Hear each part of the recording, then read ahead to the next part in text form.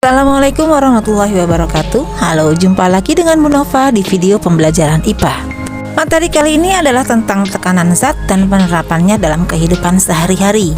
Sebelum kita membahasnya, coba kita ingat kembali materi yang sudah Ibu berikan pada saat membahas tentang gerak benda dan makhluk hidup di lingkungan sekitar. Pada materi tersebut, kita sudah memahami tentang gaya. Ibu ingatkan kembali, apa itu gaya?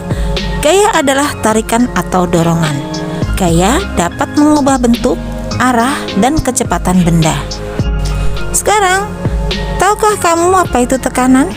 Tekanan sangat berhubungan dengan gaya dan luas permukaan benda. Agar kita dapat dengan mudah memahami lebih dalam tentang tekanan, ayo kita lakukan aktivitas berikut ini. Kita siapkan dulu alat yang akan kita perlukan, yaitu sebuah balok, kemudian wadah yang berisi tepung, mistar, dan raca. Dengan menggunakan raca, kita peroleh bahwa massa balok tersebut adalah 500 gram. Selanjutnya kita akan mengukur panjang, lebar, dan tinggi balok tersebut untuk memperoleh besar luas permukaan yang kita butuhkan. Dari hasil pengukuran dengan menggunakan mistar, kita dapatkan panjang balok adalah 8 cm, lebarnya 6 cm, dan tingginya 3 cm. Pada kegiatan pertama, kita akan meletakkan benda yang permukaannya terluas di atas wadah yang berisi tepung yang permukaannya sudah diratakan. Kemudian kita ukur kedalaman jejak yang ditinggalkan di permukaan tepung oleh balok tersebut. Kita lihat hasil pengukurannya, ya, kira-kira setengah centimeter ya. Lakukan hal yang sama pada permukaan balok yang kedua.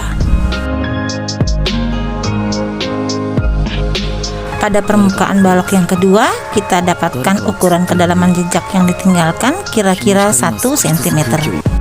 Hal yang sama pula kita lakukan pada permukaan balok yang ketiga.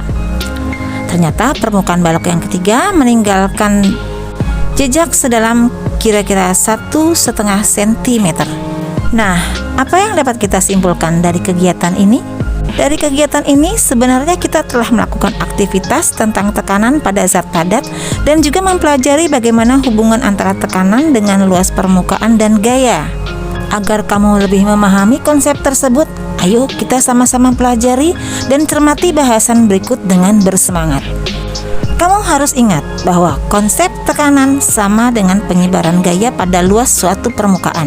Sehingga apabila gaya yang diberikan pada suatu benda semakin besar, maka tekanan yang dihasilkan akan semakin besar. Sebaliknya, semakin luas permukaan suatu benda, tekanan yang dihasilkan semakin kecil. Secara matematis, besaran tekanan dapat kita tuliskan dengan persamaan sebagai berikut.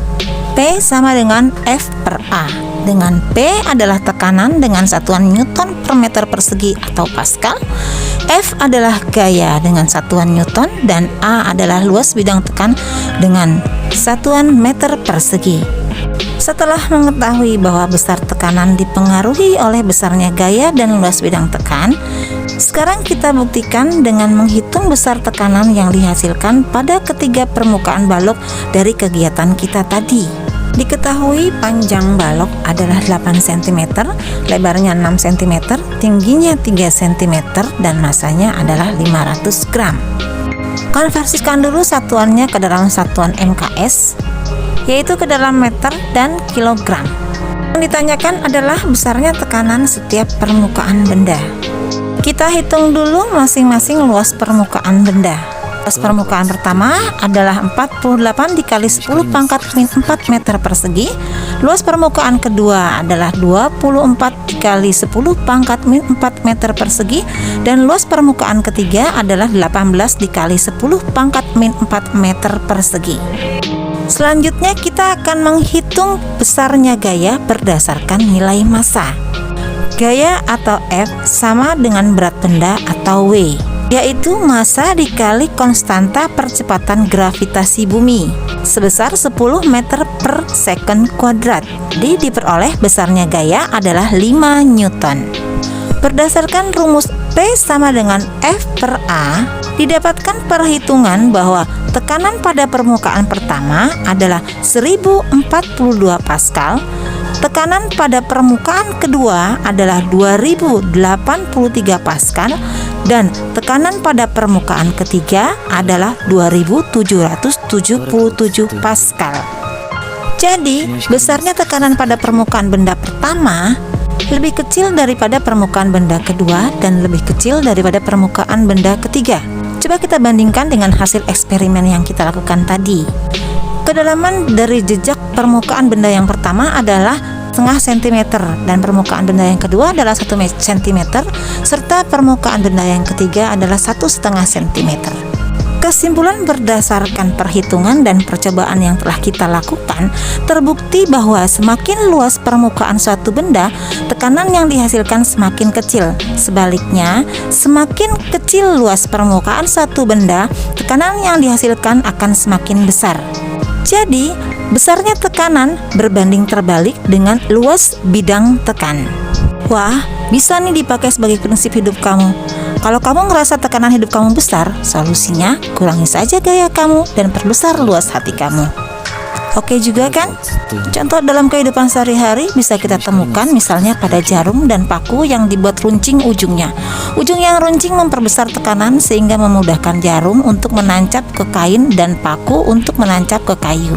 Contoh lainnya adalah bentuk kaki bebek yang lebar dan berselaput. Bentuk kaki bebek yang lebar dan berselaput memperkecil tekanan kaki pada tanah. Hal ini mempermudah bebek untuk berjalan dan tidak terperosok di atas lumpur. Masih banyak fenomena di alam terkait tekanan yang menarik untuk dipelajari. Semoga penjelasan ibu ini dapat kalian pahami. Sampai jumpa di video berikutnya. Wassalamualaikum.